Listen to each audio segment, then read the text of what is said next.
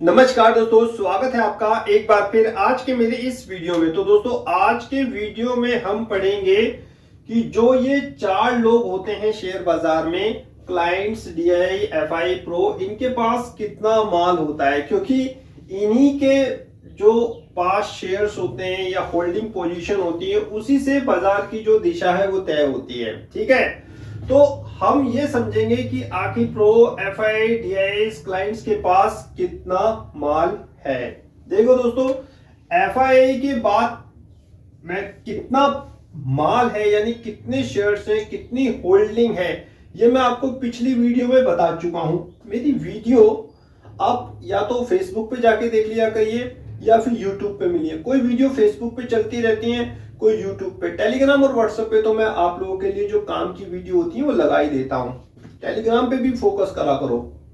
तो एफआई पे कितना माल है इसकी हम ऑलरेडी वीडियो बना चुके हैं। इनकी लॉन्ग पोजीशन क्या है हमें पता है कि इस समय ये नील है, यानी कि इनकी पोजीशन जो है वो 10 से 11% के आसपास है। ठीक है, ऐसी ही प्रो की भी कैलकुलेशन हम कर चुके हैं। और साहब डीआईएस की अभी मैंने कल वीडियो डाली थी कि इनके पास 9 लाख करोड़ के आसपास का माल है, यानी कि इन पे 9 लाख करोड़ के आसपास के शेयर्स हैं इंडियन स्टॉक मार्केट में, जो अब तक इन्होंने बाय करी है। कब से? 2015 से लेकर और 2023 तक। अब मेन जो पॉइंट बचता है वो हमारे क्लाइंट्स बचते हैं कि आखिर इनके पास कितना माल है। देखो दोस्तों, वैसे तो इनकी फिगर बहुत ज्यादा, अगर आप एनालाइज करोगे, चीजों को समझोगे, पढ़ोगे, तब इनकी पोजीशन आपको पता चलेगी, क्योंकि ये डिवाइड होता है बॉन्ड्स में, डेब्ट्स में, इक्विटी में, ये लोग डिवाइड होते हैं। तो हम लोग डाटा निकाल के लाते रहते हैं समय समय पर आप लोगों के लिए, ताकि काम आए।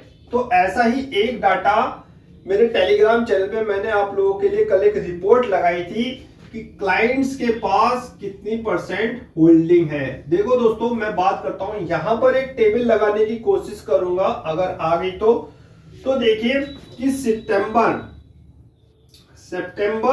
2020 इनके पास होल्डिंग हुआ करती थी 1.85 के आसपास, यानी कि इतने परसेंट ये इक्विटी में अपनी पोजीशन को होल्ड कर रहे थे सितंबर 2020 में, जो सितंबर 2023 में बढ़कर कितना हो गया है?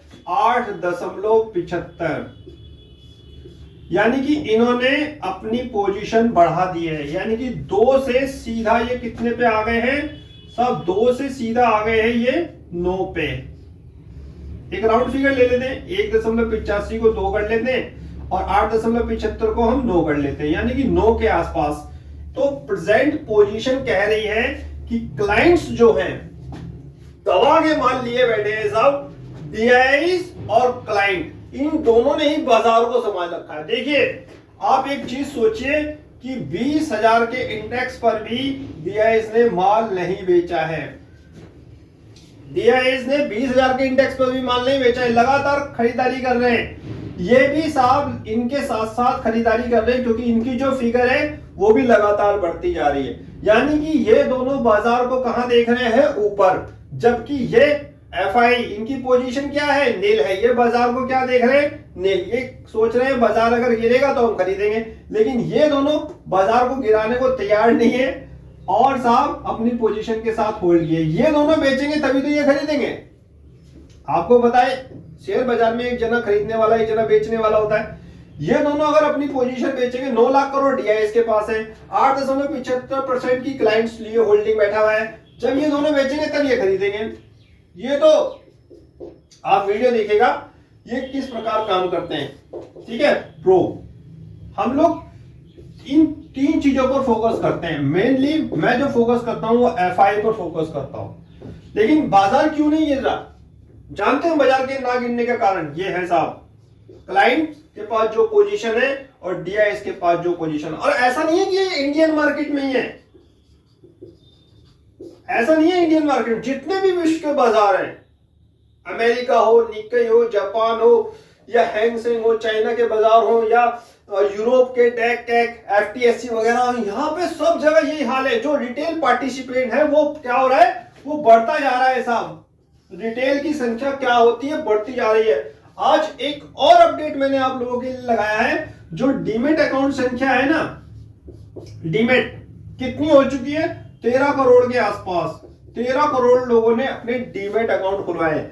ये चीज ये बताती है कि रिटेल का पार्टिसिपेट इंडियन इक्विटी मार्केट, बल्कि इक्विटी मार्केट कहेंगे, उसमें लगातार बढ़ता जा रहा है। तो इनकी पोजीशन और डीआईएस की पोजीशन बाजार में 20,000 के लेवल पर भी बनी हुई है। ये बाजार को ऊपर देख रहे हैं, इस संभावना में कि जो सेंटर में गवर्नमेंट है ये दोबारा रिपीट होगी।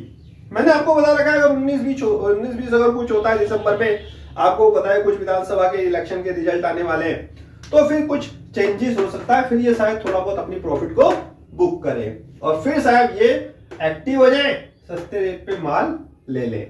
तो ये डाटा है, इस डाटा के अकॉर्डिंग पूरा बाजार चलता है। इस डाटा के समय समय पर मैं अपडेट लगाता रहता हूं। आप भी रिसर्च करिए, आप भी पढ़िए, चीजों को समझिए। गूगल पे आजकल सब कुछ अवेलेबल है। नमस्कार।